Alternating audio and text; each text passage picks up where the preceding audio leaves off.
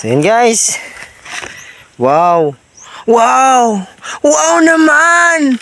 Napaka-wow talaga. A few moments later. So yan na guys, ito na po yung pangalawang bisis ng aming pag-harvest ng ampalaya. So yan guys yung mga kasamahan ko guys, so nag-harvest po sila. Yung nakatalikod guys, yun po yung checker namin guys, si Ariel Bonajos Jr. So yan guys, yung isa guys, yung nasa medyo malayo, si Real Piroso. So yan guys, so puntahan pa po natin yung isa guys, yung isang vlogger guys, si Leoncio Redocto. Hello po mga kaway-kaway mga So yan guys, yan po yung mga kasamahan namin dito sa Gumitan Farm. Kami po yung nag-aalaga ng ampalaya. So ngayon guys, ito po yung pangalawang beses ng pag-harvest namin guys. So sabayan mo kami guys. Kuna natin ang video yung mga hina-harvest namin. So yan. So yan guys. Wow. Wow. Wow naman.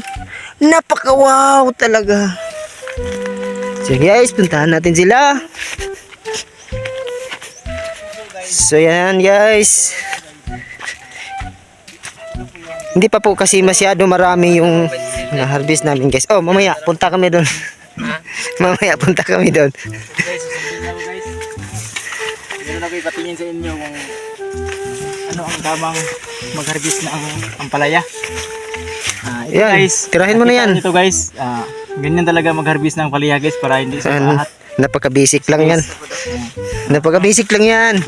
Ito guys, Ito, ipakita mo. Ito ang kasabihan guys. Ang masarap ito sudinin. Sudinin. Kung meron na kayong itlog nito, ayos na. Yan talaga. Masarap talagang si susudinin ito. So yan. Ito, kunin mo to. Wag na. Yan, sira na yan. Pagka ito. Bukas guys, paputuloy namin yung punuan. So yan guys, medyo marami po yung na-harvest namin ngayon. So yan overcan. Yan, pabalik tayo dun sa kabila.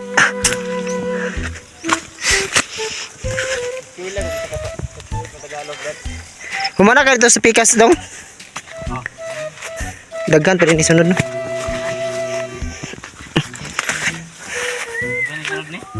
Ayan yung pinta na nun. Nisaka ng yelo bay. So ito yung palaya namin guys. Tagadahon bunga. Yan. Wow, napaka-wow. Wow naman.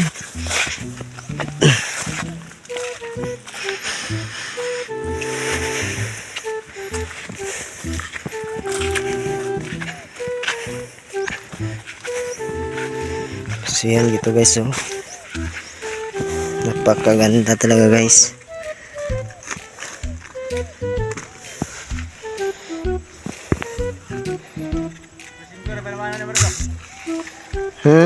Pinta na ni.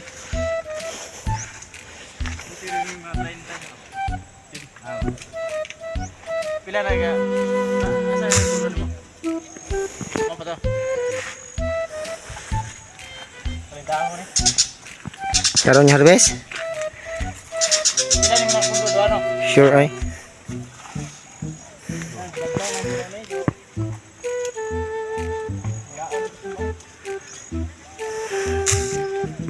Dula.